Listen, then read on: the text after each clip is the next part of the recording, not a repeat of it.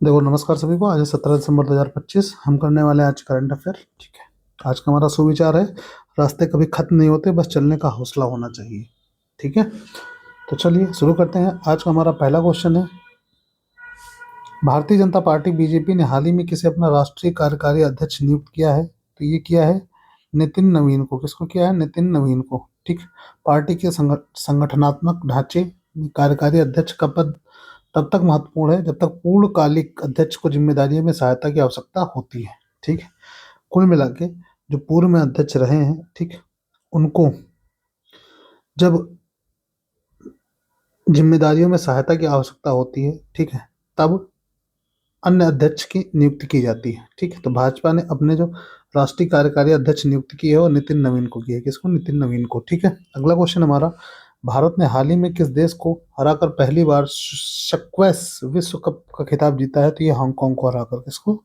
Hong Kong को हराकर। विजेता कौन है? भारत। ठीक। प्रथम बार भारत ने पहली बार यह खिताब अपने नाम किया है। ठीक है। तो ये फर्स्ट टाइम है, इसीलिए इम्पोर्टेंट है। ठीक है।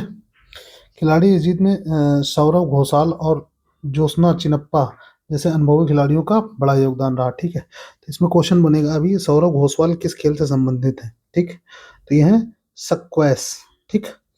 और ज्योत्सना चिनप्पा भी। चलो, अगला क्वेश्चन है हमारा, ओडिशा मास्टर्स बैडमिंटन टूर्नामेंट 2025 में महिला और पुरुष एकल का खिताब किसने जीता है? तो ये उन्नति हुड्डा जो कि महिला हैं और किरण जाट जो कि पुरुष हैं। ठीक।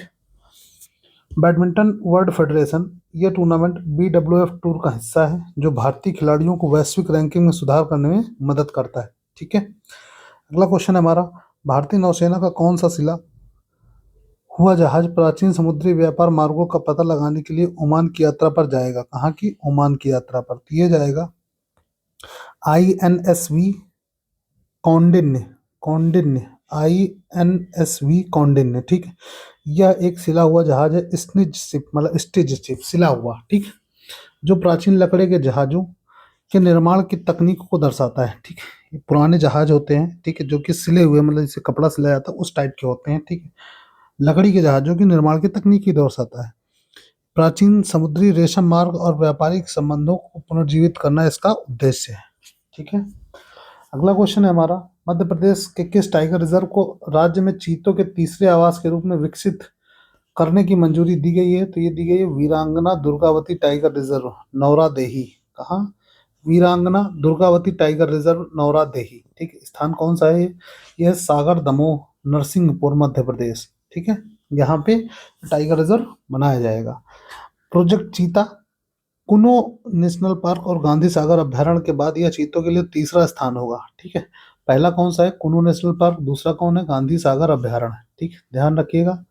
यह तीसरा स्थान होगा प्रोजेक्ट चीता के लिए। ठीक। यह क्षेत्रफल का सबसे बड़ा टाइगर रिजर्व है। ठीक। मध्य प्रदेश का क्षेत्रफल की दृष्टि से सबसे बड़ा टाइगर रिजर्व है। अगला क्वेश्चन है हमारा, राष्ट्रीय ऊर्जा संरक्षण पुरस्कार 2025 में किस मेट्रो स्टेशन को सर्वश्रेष्ठ प्रदर्शन करने वाली इकाई का सम्मान मिला है? तो ये इकाई है ईस्ट विनोद नगर मेट्रो स्टेशन, दिल्ली। कौन सा? ईस्ट विनोद नगर मेट्रो स्टेशन, दिल्ली। मंत्रालय यह पुरस्कार विद्युत मंत्रालय के तहत ऊर्जा दक्षता ब्यूरो द्वारा प्रदान किया जाता है। ठीक। किसके द्वारा प्रदान किया जाता है? ऊर्जा दक्षता ब्यूरो। किस मंत्रालय से संबंधित है? विद्युत मंत्रालय से। ठीक है। अगला क्वेश्चन है हमारा, अगले महीने दावोस में होने वाली विश्व आर्थिक मंच WEF की बैठक में भारत के किस राज्य के मुख्यमंत्री शामिल होंगे? तो ये होंगे महाराष्ट्र, आंध्र प्रदेश, तेलंगाना और मध्य प्रदेश के मुख्यमंत्री। ठीक है। कौन कौन से राज्य के? महाराष्ट्र, आंध्र प्रदेश, तेलंगाना, मध्य प्रदेश के मुख्यमंत्री। ये दो दावोस कहाँ है? ये स्विट्जरलैंड में स्थित है। कहाँ पे है? स्विट्जरलैंड में। भारत के विभिन्न राज्यों के मुख्यमंत्री निवेश आकर्षित करने के लिए इस मंच का उपयोग करते हैं। ठीक है। इस मंच से ये होता है कि जो भी विदेशी निवेश है वो उनके राज्य में आता है। ठीक है। अगला क्वेश्चन है, इसरो ने मानव युक्त अंतरिक्ष अभियान गगनयान के तहत किस रोबोट को अंतरिक्ष में भेजने की योजना बनाई है? तो ये बनाई है व्योम मित्र को। किसको? व्योम मित्र को भेजने की। व्योम मित्र एक महिला रोबोट है। ठीक। गगनयान यह भारत का पहला मानव युक्त अंतरिक्ष मिशन है। व्योम मित्र को अंतरिक्ष में मानव सुरक्षा और उपकरणों के कामकाज के लिए जांच के लिए भेजा जाएगा। ठीक है। हाल ही में किस राज्य में हिम तेंदुआ पर्यटन शुरू करने की घोषणा की है जो लद्दाख मॉडल पर आधारित है? तो ये उत्तराखंड ने की है। किसने की है? उत्तराखंड ने। ठीक है। किस मॉडल पर? लद्दाख मॉडल पर आधारित है। उद्देश्य क्या है? संरक्षण के साथ साथ स्थानीय समुदायों के लिए रोजगार का अवसर पैदा करना। ठीक है। अगला क्वेश्चन हमारा, ऑस्ट्रेलिया के सिडनी में किस यहूदी त्योहार के जश्न के दौरान आतंकी हमला हुआ? तो ये हुआ था हनुक्का, हनुक्का त्योहार के। ठीक। कौन सा त्योहार था? ये हनुक्का त्योहार था। यह यहूदियों का प्रमुख त्योहार है, जिसे रोशनी का त्योहार भी कहा जाता है। जैसे अपने यहाँ दीपावली को रोशनी का त्योहार किया जाता है, वैसे ही यहूदियों का एक रोशनी का त्योहार है। अगला क्वेश्चन है, 17 दिसंबर 2025 को भारतीय नौसेना किस नए MH-60R हेलीकॉप्टर स्क्वाड्रन को सेवा में शामिल करेगी? तो ये करेगी INS-335 ऑस्प्रे। कौन सा? INS-335 osprey. यह बहुभूमिका मल्टी रोल वाला हेलीकॉप्टर है, जो पनडुब्बी रोधी युद्ध और समुद्री निगरानी में सक्षम है। काहे में? पनडुब्बी रोधी युद्ध और समुद्री निगरानी में सक्षम है। ठीक। अगला क्वेश्चन है हमारा, प्रधानमंत्री नरेंद्र मोदी 15 दिसंबर से किन 3 देशों की यात्रा पर गए हैं? ये गए हैं जॉर्डन, इथोपिया और ओमान। ठीक। 3 देश कौन कौन से हैं? जॉर्डन, इथोपिया और ओमान। सामरिक संबंधों को मजबूत करना, ऊर्जा सुरक्षा और व्यापारिक समझौतों को बढ़ावा देना इसका उद्देश्य है। अगला क्वेश्चन है हमारा, आर्थिक सहयोग और विकास संगठन OECD की रिपोर्ट के अनुसार कर पारदर्शिता पहल से भारत में कितने अघोषित विदेशी संपत्ति का पता चला है? तो 29,000 करोड़ से अधिक का। कितने? 29,000 करोड़ से अधिक का। OECD क्या है? आर्थिक सहयोग और विकास संगठन। यह कर पारदर्शिता, टैक्स ट्रांसपेरेंसी और सूचना साझा करने के माध्यम से काले धन पर रोक लगाता है। ठीक। कौन सा संगठन है? आर्थिक सहयोग और विकास संगठन, जिसको OECD शॉर्ट में बोलते हैं।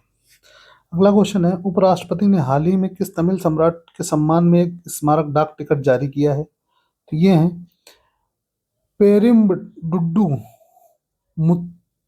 मुथरैरा द्वितीय। ठीक। इनके सम्मान में डाक टिकट जारी किया गया है। कौन सा स्मारक डाक टिकट? इतिहास, यह 8वीं सदी में एक शक्तिशाली राजा थे, जिन्होंने कावेरी क्षेत्र पर शासन किया था। क्या थे? एक राजा थे। किस क्षेत्र पे शासन किया था? कावेरी क्षेत्र पर। अगला क्वेश्चन है हमारा, किस अफ्रीकी देश ने दशकों तक अवैध खेती के बाद अब कैनबिस, कैनबिस मतलब भांग की खेती को वैध और विनियमित करने शुरू कर दिया? तो मोरक्को ने किया। किस खेती को? भांग की खेती को। ठीक। क्या किया है इन्हें? इसको वैध और विनियमित कर दिया है। ठीक है। चिकित्सा, औद्योगिक और सौंदर्य प्रसाधन उपयोग के लिए खेती को विनियमित करना, जिससे अवैध तस्करी पर अंकुश लगाया जा सके। ठीक है। कुल मिला के अब ये खेती वैध हो गई है। कहाँ पे? मोरक्को में। ठीक। काहे की? भांग की खेती। अगला क्वेश्चन देखो, यहाँ से हमारे स्टैटिक क्वेश्चन चालू होते हैं, जिसमें हमारा पहला क्वेश्चन है, भारतीय राष्ट्रीय कांग्रेस के प्रथम अधिवेशन की अध्यक्षता किसने की थी? तो ये की थी व्योमेश चंद्र बनर्जी ने। प्रथम अधिवेशन की व्योमेश चंद्र बनर्जी ने। कब? 1885 में।